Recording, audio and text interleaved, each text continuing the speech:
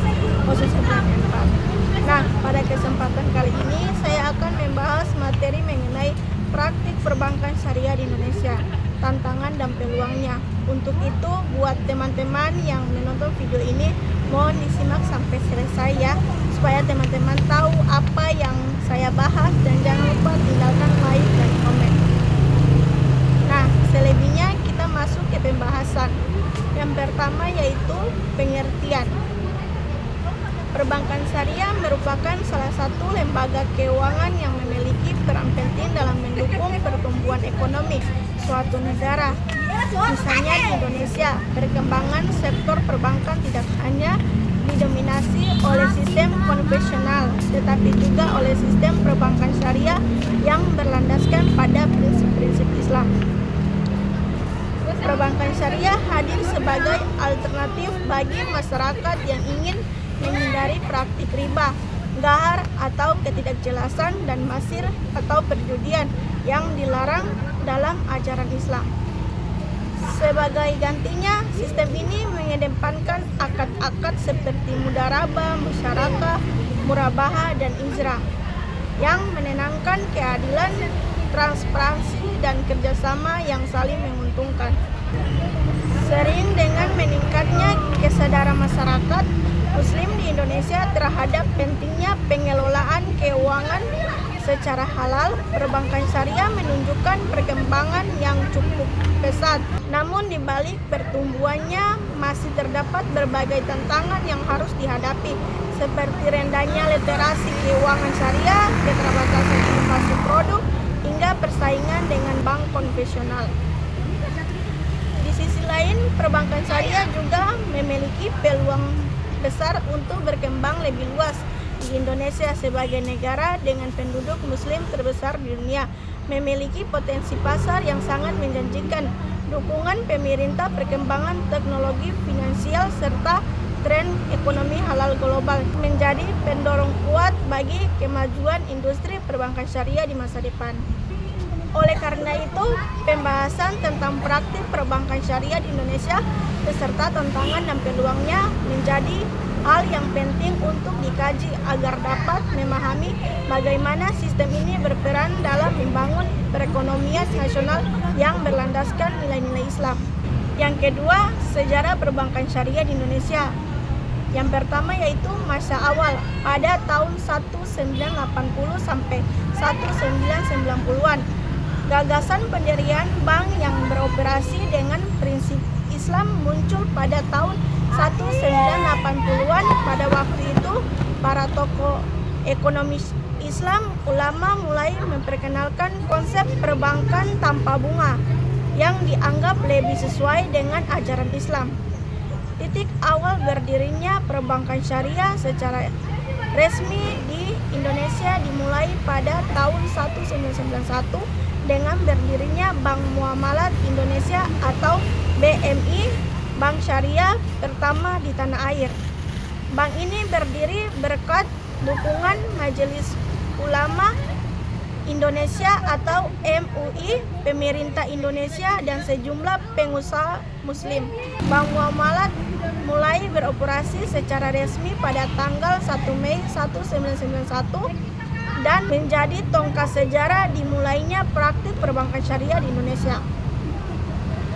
Ada juga masa perkembangan awal pada tahun 1998 sampai 2008. Krisis ekonomi tahun 1997 sampai 1998 membuat kepercayaan masyarakat terhadap sistem keuangan konvensional menurun. Dalam situasi ini, bank syariah justru menunjukkan ketahanan yang lebih baik karena tidak bergantung pada sistem bunga. Hal ini meningkatkan kepercayaan masyarakat terhadap sistem keuangan syariah.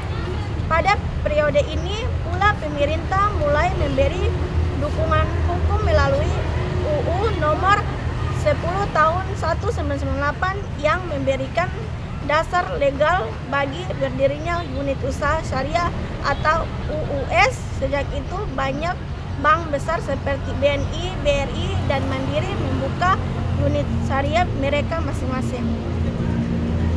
Ada juga masa penguatan regulasi pada tahun 2008 sampai 2020. tahun 2008 menjadi tongkat penting dalam disahkan Undang-Undang Nomor 21 Tahun 2008 tentang Perbankan Syariah. Undang-undang ini memperkuat landasan hukum dan memperjelas operasional Bank Syariah di Indonesia. Selain itu, lembaga seperti Dewan Syariah Nasional atau DSN dan MUI berperan penting dalam mengeluarkan fatwa-fatwa terkait produk dan akad yang digunakan dalam bank syariah agar tetap sesuai dengan prinsip Islam.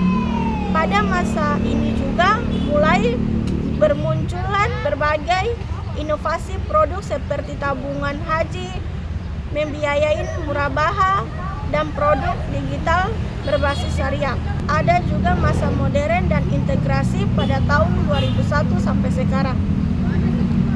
Langkah besar dilakukan pada 1 Februari 2021 ketika 3 bank syariah memiliki BUMN, yaitu Bank BRI Syariah, Bank Mandiri Syariah, dan Bank Mandiri Syariah resmi bergabung menjadi Bank Syariah Indonesia atau BSI. Pembentukan BSI bertujuan untuk memperkuat daya saing perbankan syariah nasional dan menjadikan sebagai salah satu bank syariah terbesar di dunia. Salah satu merger aset BSI terus meningkat dan kehadirannya menjadi simbol kebangkitan industri keuangan syariah di Indonesia. Yang ketiga, tantangan regulasi perbankan syariah di Indonesia. Yang pertama, regulasi perbankan syariah di Indonesia. Perbankan syariah di Indonesia diatur oleh sejumlah undang-undang dan regulasi dukungan antara lain. 1. Undang-Undang Nomor 21 Tahun 2008 tentang Perbankan Syariah, yaitu merupakan dasar hukum utama yang mengatur kegiatan usaha, pengawas, dan kelembagaan bank syariah. Yang kedua, Undang-Undang Nomor 7 Tahun 1992 UU Nomor 10 Tahun 1998 tentang perbankan, yaitu mengakui adanya sistem perbankan ganda atau dual banking sistem konvensional dan syariah. 3. Peraturan Otoritas Jasa Keuangan atau OJK, yaitu mengatur aspek teknis seperti perizinan, pelaporan, tata kelola, dan perlindungan konsumen. Yang keempat, Fatwa Dewan Syariah Nasional Majelis Ulama Indonesia atau DSN dan MUI menjadi pedoman prinsip syariah dalam setiap produk dan layanan bank syariah. Misalnya fatwa tentang murabahah, mudarabah atau musyarakah dan ijrah. 5. Peraturan Bank Indonesia atau PBI. Sebelum fungsi pengawasan dialihkan ke OJK, BI menerbitkan berbagai PBI tentang operasional bank syariah, manajemen risiko, dan sistem pembayaran. Ada juga tantangan praktik perbankan syariah di Indonesia. Tantangan internal. 1. Sumber daya manusia atau SDM. Kurangnya tenaga profesional yang memahami baik aspek keuangan maupun prinsip syariah. Kebutuhan pelatihan berkelanjutan untuk meningkatkan kompetensi. Yang kedua, skala ekonomi. Aset bank syariah masih relatif kecil dan dibandingkan bank konvensional, sehingga daya saing dan efisiensi operasional lebih rendah. Yang ketiga, inovasi produk. Produk dan layanan sharing dianggap kurang variatif dan kurang kompetitif dibandingkan produk konvensional. Keterbatasan dalam riset dan pengembangan produk berbasis fintech syariah. Yang keempat, manajemen risiko dan kepatuhan syariah. Tantangan dalam menjaga keseimbangan antara profitabilitas dan kepatuhan terhadap prinsip syariah. Pengawas internal syariah atau oleh Dewan Pengawas Syariah perlu lebih diperkuat. Ada juga tantangan eksternal. 1. Tingkat literasi dan inklusi keuangan syariah. Menurut data OJK, tingkat literasi keuangan syariah masih di bawah 10%, jauh lebih rendah dibandingkan literasi keuangan umum. Banyak masyarakat belum memahami perbedaan mendasar antara bank konvensional dan bank syariah. 2. Persaingan dengan bank konvensional. Bank konvensional memiliki modal, jaringan, dan teknologi yang lebih kuat. Seberapa bank konvensional membuka unit usaha syariah atau UUS sehingga menambah kompetisi. Yang ketiga, kendala regulasi dan harmonisasi. Masih adanya tumpang tindih antara hukum positif dan prinsip syariah, terutama dalam penyelesaian sengketa dan perpajakan. Belum optimalnya integrasi antara sistem hukum dan perbankan, ekonomi dan hukum Islam. Yang keempat, teknologi dan digitalisasi. Transformasi digital menuntut bank syariah beradaptasi dengan cepat dalam menghadirkan layanan berbasis fintech syariah. Yang ketiga, upaya penguatan dan arah pengembangan. 1. Konsolidasi dan merger bank syariah. Contohnya, pembentukan Bank Syariah di Indonesia atau BSI tahun 2021 untuk memperkuat daya saing global. 2. Peningkatan literasi dan edukasi publik, yaitu melalui kampanye OJK, BI, dan MUI tentang keuangan serta nilai-nilai etika perbankan syariah.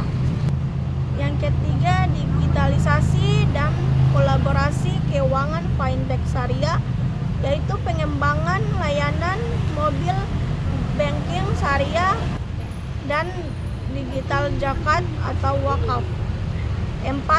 Perkuatan regulasi terpadu dan kepatuhan syariah, yaitu meningkatkan koordinasi antara OJK, BI, dan DSN atau MUI agar sistem lebih efisien dan konsisten.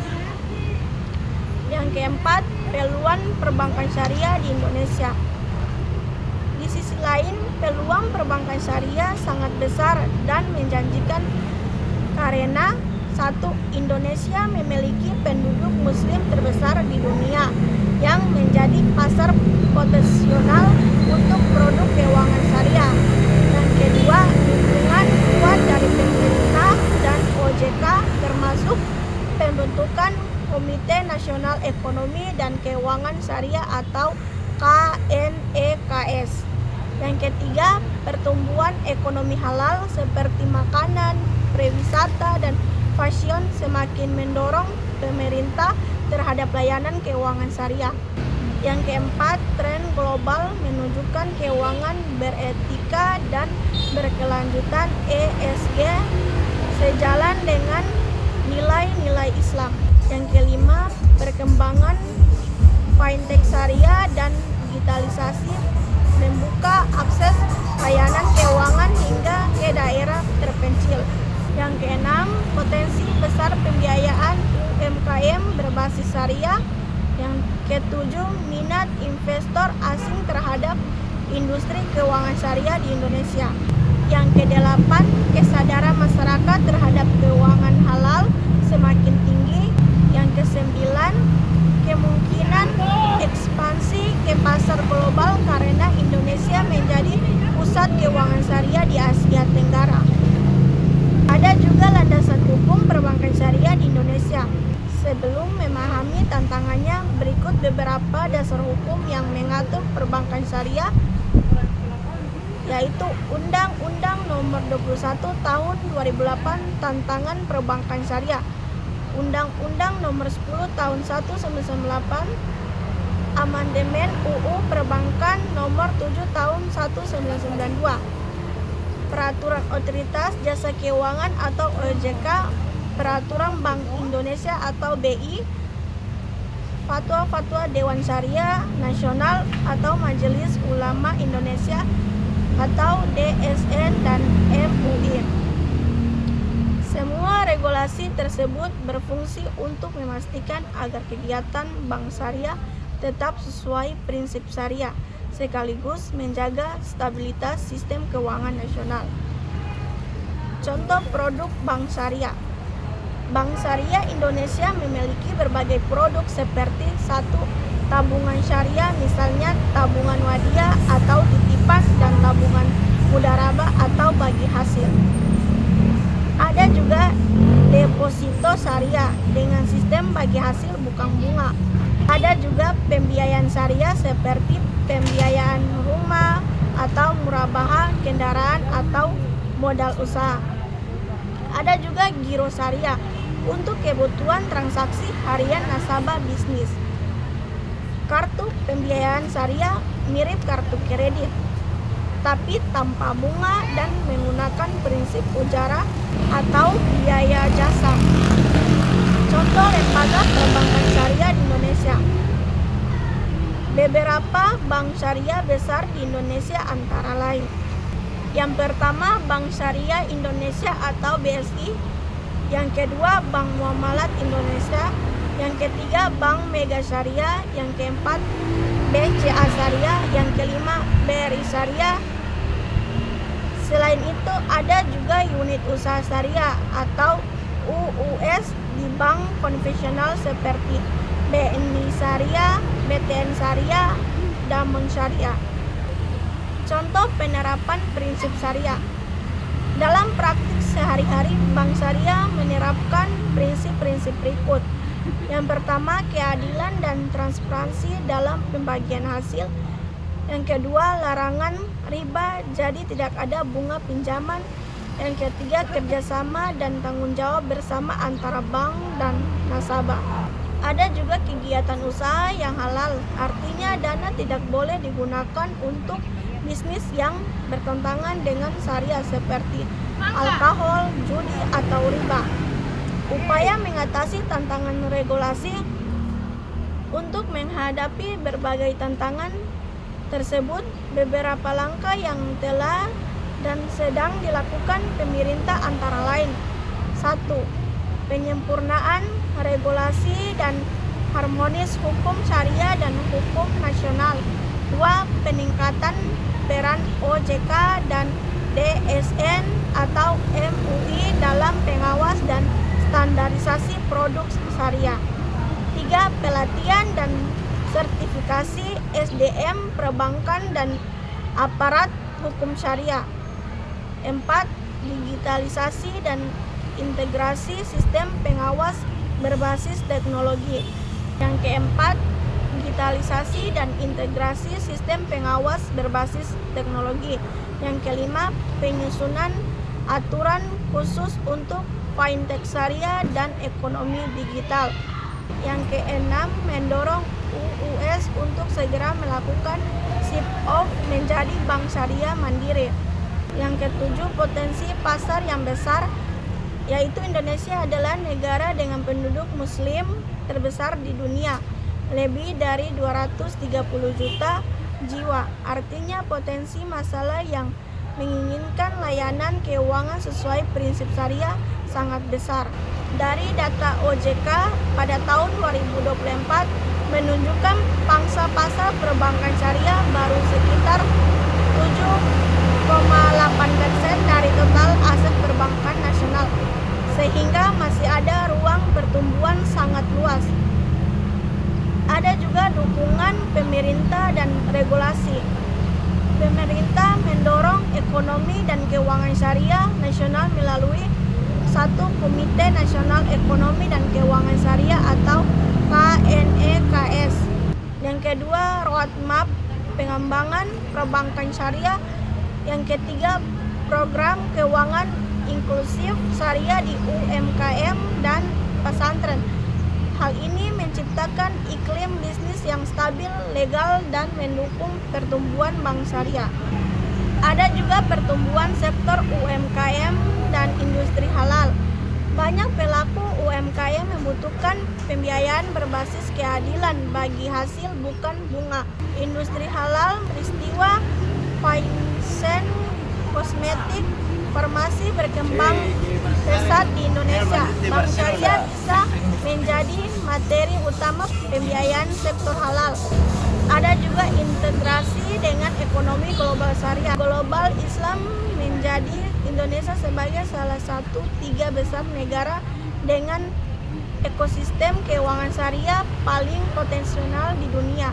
Ada peluang untuk kerjasama investasi antara negara muslim, pendanaan hijau dan sukuk syariah internasional, pembiayaan proyek infrastruktur halal. Ada juga peluang digitalisasi dan fintech syariah.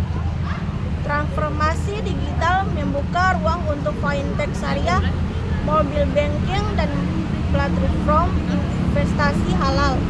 Masyarakat muda, generasi milenial, dan Gen Z semakin tertarik pada aplikasi digital keuangan syariah, investasi halal, dan transparansi transaksi. Ada juga peluang edukasi dan literasi. Tingkat literasi keuangan syariah masih di bawah 10%.